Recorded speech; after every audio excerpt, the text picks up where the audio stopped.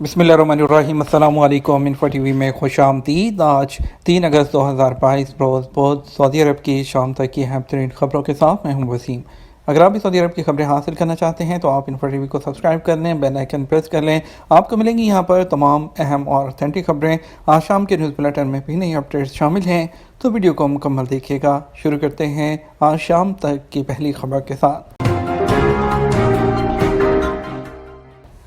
سعودی کابینہ اجلاس investment marketing authority کے قیام کی منظوری دے دی گئی۔ سعودی عرب نے اس عزم کا اعادہ کیا ہے کہ وہ گروپ 77 پلس چائنا کے ساتھ مل کر ماحولیاتی تبدیلیوں سے نمٹنے کے لیے مشترکہ بین الاقوامی جدوجہد کی پالیسی پر گامزن رہے گا۔ اس حوالے سے گرین سعودی عرب، گرین مشرق وسطیٰ اور کاربن سرکولر اکانومی جیسے اہم اقدامات بروئے کار لا کر بین الاقوامی اہداف حاصل کرنے کی ہر ممکن کوشش کرے گا۔ سرکاری خبررساں ایجنسی ایس پی کے مطابق سعودی کابینہ نے انویسٹمنٹ مارکیٹنگ اتھارٹی کے قیام کی بھی منظوری دی۔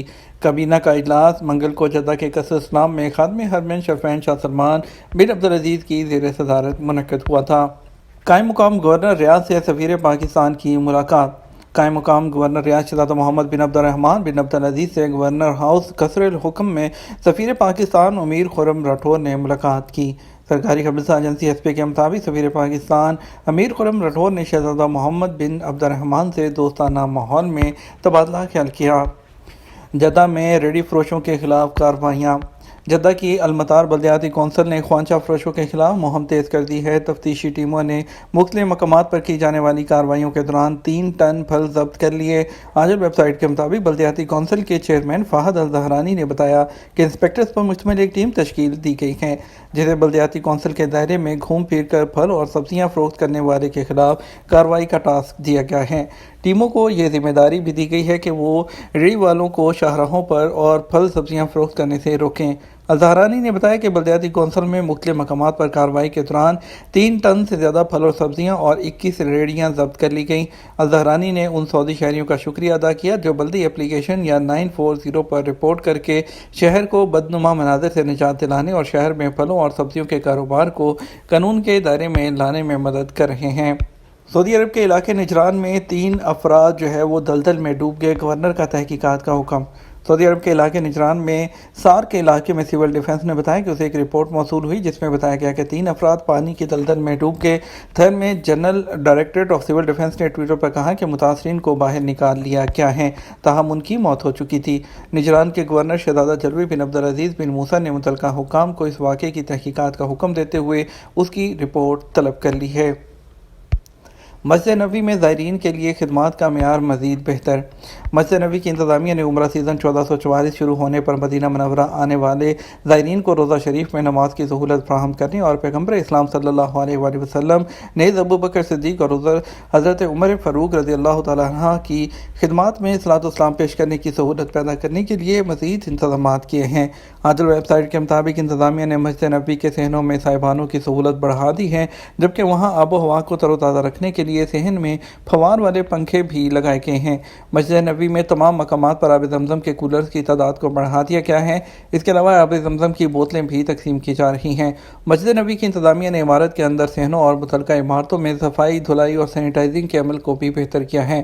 مسجد نبوی میں اعلیٰ درجے کے قالین بچھائے جا رہے ہیں۔ ہر نماز کے بعد قالینوں کی صفائی کر کے انہیں معطر بھی کیا جاتا ہے۔ زائرین کا خیر مقدم اعلیٰ درجے کی خوشبویات کے ذریعے کیا جاتا ہے۔ خانہ کعبہ کے اطراف حفاظتی حصار ختم کر دیا گیا۔ حرمین شریفین انتظامیہ کے سربراہ اعلیٰ شیخ ڈاکٹر عبد الرحمن السدیس نے کہا کہ خانہ کعبہ کے اطراف سے حفاظتی رکاوٹیں ہٹا دی گئی ہیں۔ حرمین شریفین جنرل پریزیڈنسی کی ویب سائٹ کے مطابق ڈاکٹر السدیس نے زائرین کو خوشخبری دیتے ہوئے کہا کہ خانہ کعبہ کے آس پاس جو رکاوٹیں حفاظتی تدابیر کے طور پر لگائی گئی تھیں، ایوان شاہی نے انہیں ہٹانے کی منظوری دے دی ہے۔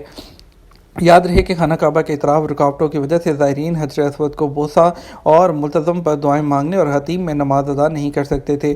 رکاوٹیں قائم کرنے سے پہلے وہ حتیم میں نماز بھی ادا کرتے تھے، ملتزم پر جا کر دعائیں مانگتے اور حجر اسود کو بوسہ دینے کی سنت ادا کر پاتے تھے۔ ملتزم خانہ کعبہ کا وہ حصہ ہے جو دروازے اور حجر اسود کے درمیان واقع ہے، جس سے وہ لوگ وہاں پر دعائیں مانگتے ہیں۔ یہ وہ مقام ہے جہاں دعائیں قبول ہوتی ہیں۔ ڈاکٹر السدیس نے کہا کہ حرمین شریفین کی جنرل پریزیڈنسی عمرہ زائرین کے استقبال کے لیے مسجد حرم میں تمام اداروں کو چوکس کیے ہوئے ہے۔ اعلیٰ قیادت کی آرزو کے عین مطابق زائرین کو تمام سہولتیں فراہم کرنے کے لیے تمام وسائل بروئے کار لائے جا رہے ہیں۔ زائرین کو غیر رجسٹرڈ عمرہ کمپنیوں سے گریز کرنے کی ہدایت دی گئی۔